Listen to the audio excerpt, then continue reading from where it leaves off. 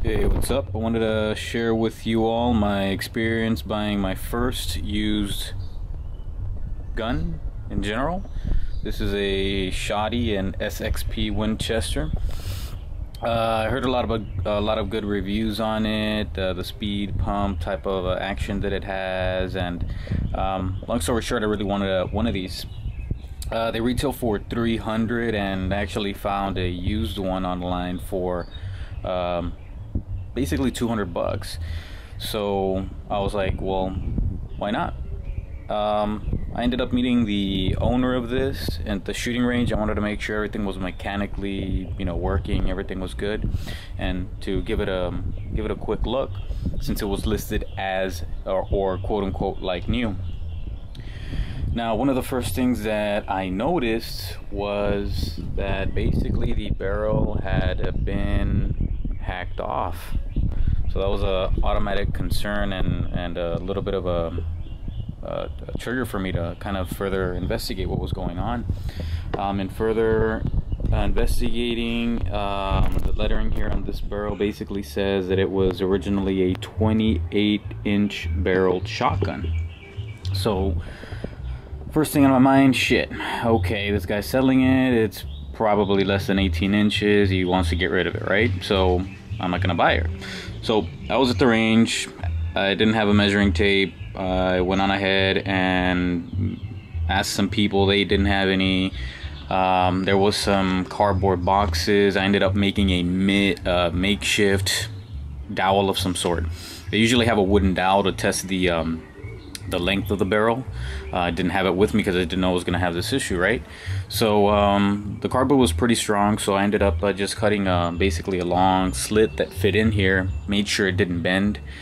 Went on ahead, made sure that the gun was fired.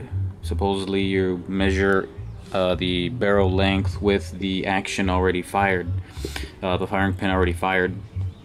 So I ended up, or I guess depending on the gun, you don't want the firing pin, I guess, to protrude and kind of give you a false length of some sort. But anyway, so I fired this. The firing pin doesn't protrude out of this, so I don't think there was an issue with that. But long story short, I had to get some measuring device.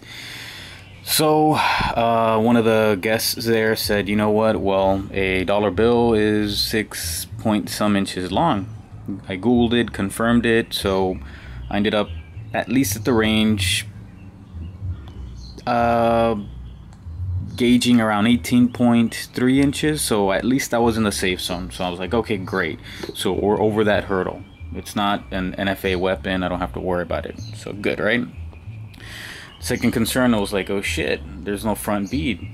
Obviously it was hacked off, so the bead went with whatever piece they hacked off. So those were two negatives, right?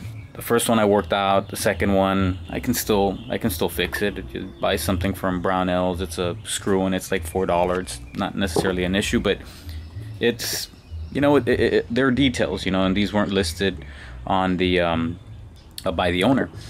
So that was a little bit of a drawback. But what I did like was that the home defense version of this, which is basically essentially this same gun, has a different forward guard. It's more like the Mossberg 500. It looks like a little harmonica type of deal.